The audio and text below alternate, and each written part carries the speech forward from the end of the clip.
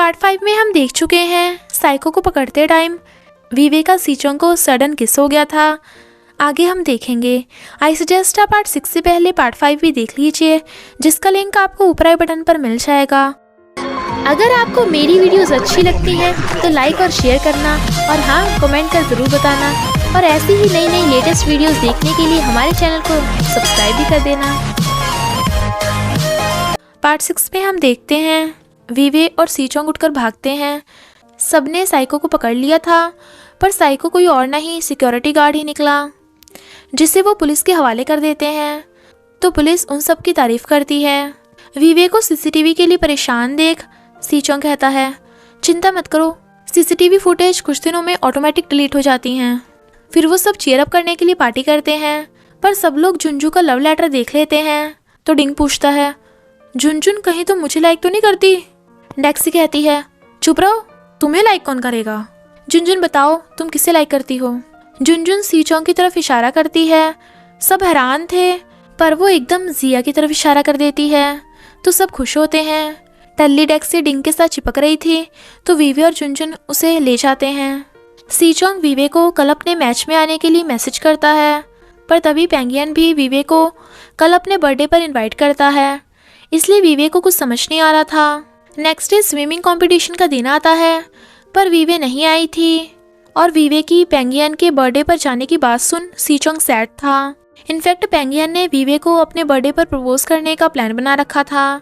Competition start होता है, पर सीचोंग अभी भी वीवे का वेट कर रहा था, जिसके चक्कर में उसने सबसे लास्ट में जंप किया।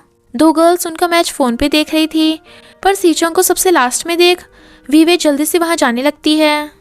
पर रास्ते में पेंगियन के फ्रेंड उसे बताती है कि पेंगियन वीवे को आज प्रपोज करने वाला है, तो वह हैरान थी।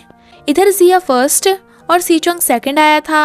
जिया तो बहुत खुश था, पर बाकी सब हैरान थे, और सीचोंग गुस्से में।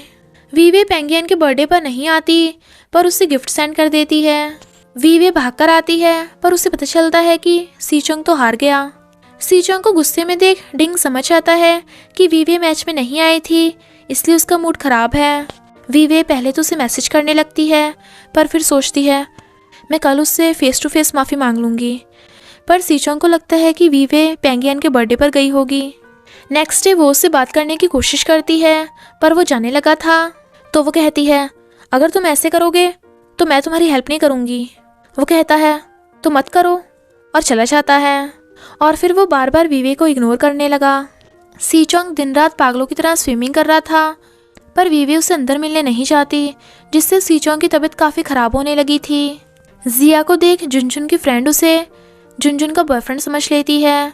जुनजुन जिया से सॉरी बोलती है, पर जिया को तो ऑलरेडी मालूम था कि एम्बैरेसमेंट की वजह से जुनजुन ने सीचोंग की बजाय उसकी तरफ इशारा कर दिया था, और कहता है पहले मैं भी तुम्हारी तरह लोगों से बात नहीं कर पाता था, तुम्हें देख मुझे अपना पास्ट नज़र आता है, तो क्या तुम मेरी फ्रेंड बनोगी? वो हाँ कर देती है। इधर वीवे को पता चलता है कि सीचोंग ने स्टूडेंट काउंसलर को एक्सपोज किया था, ना कि पेंगियन ने।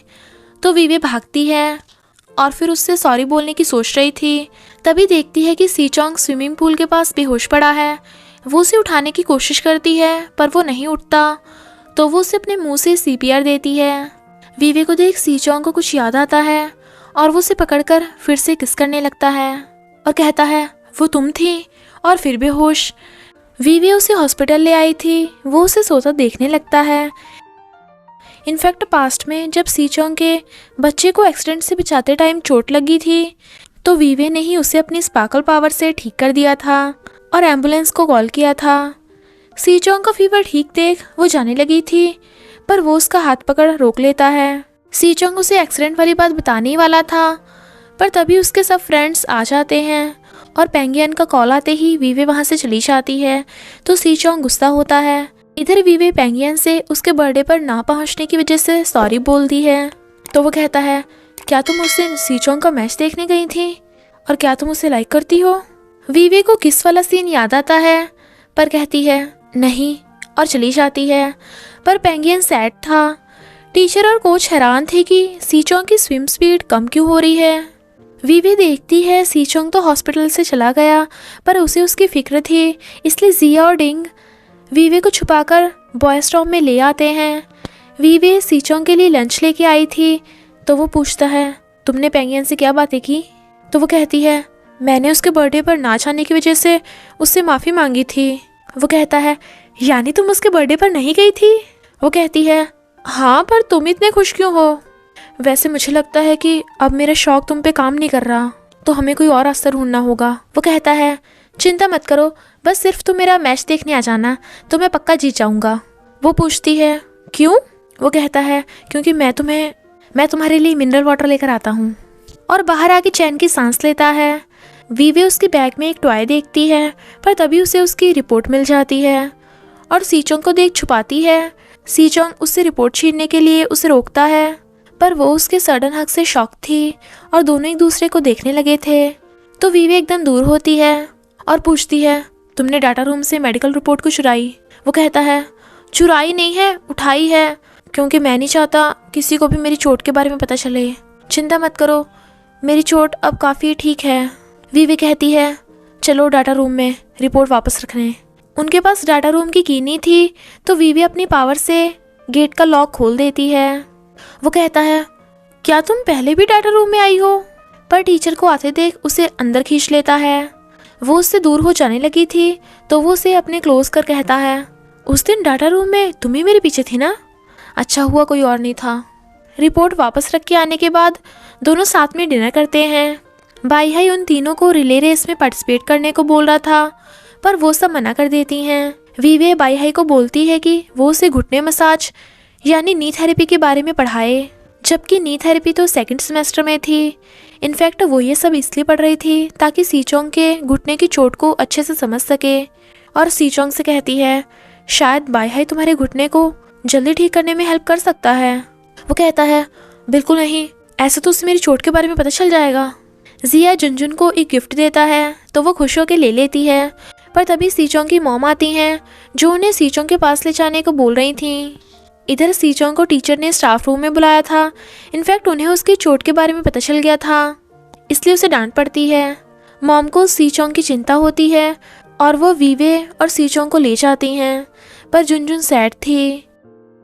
इनफैक्ट मॉम उसका चेकअप कराने डॉक्टर के पास लाई थी और वीवे को पता चलता है कि पिछली बार उसे बचाने की वजह से ही सीचोंग ने अपने अमेरिकन डॉक्टर के साथ अपॉइंटमेंट मिस कर दी थी।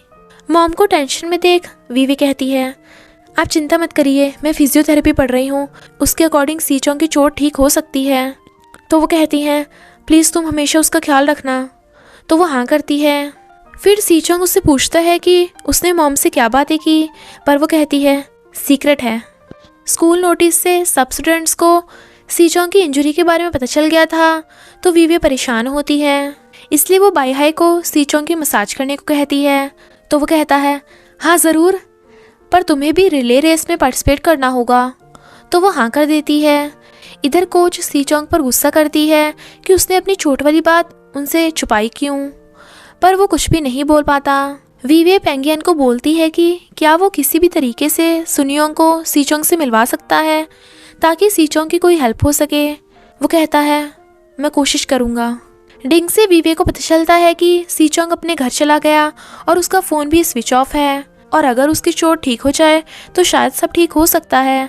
तो वीवे डिंग की हेल्प से बाईहाई का बोरिया बिस्तरा भी सीचोंग के रूम में शिफ्ट करा देती है ताकि वो इसलिए सीचोंग को फिजियोथेरेपी दे पाए। और फिर वो सीचोंग के घर आती है।